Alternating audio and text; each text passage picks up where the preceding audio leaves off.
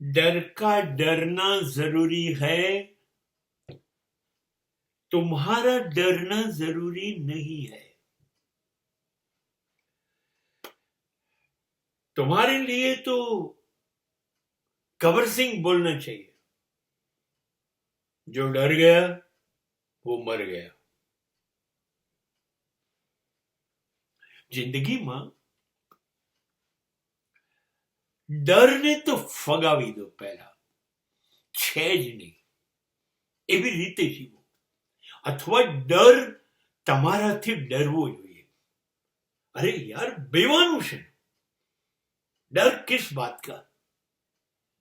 વધારેમાં વધારે જે બધું ભેગું કર્યું છે લઈ લેશે તો લઈને જ ક્યાં આયા હતા ધરતી ઉપર કે ડરવાનું કઈ લાયા નહોતા, લઈ જા રે।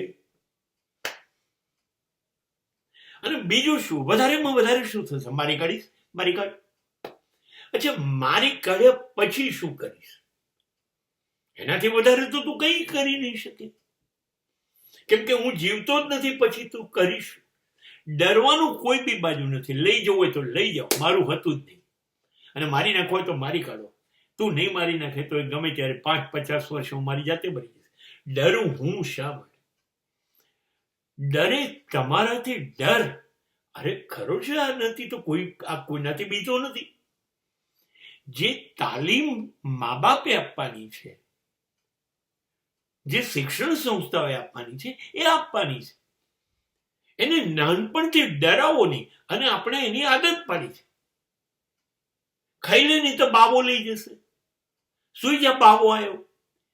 તમે આજે શરૂઆત કરી, શિક્ષણ સંસ્થાએ આજ શરૂઆત કરી।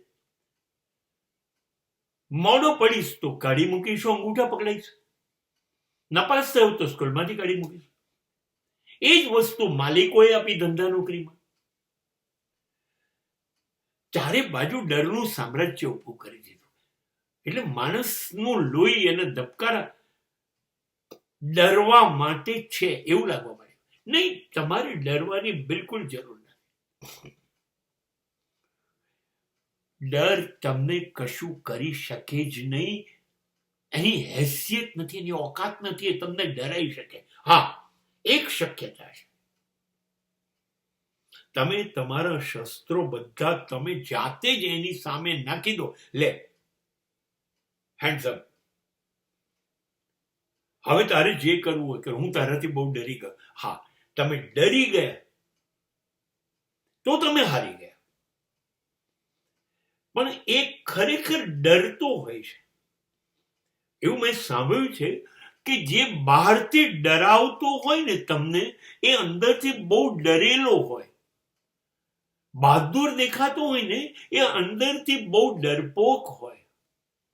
એટલે તમે એક વખત જો એમ ઊભા થઈ જશો મુઠ્ઠીઓ ભીડીને, ચાલ કમ વોટ મેન, કમ ઓન, તો ડર તમારી સામે હારી જશે અને એ કહેશે, સોરી સર, ભૂલ થઈ ગઈ,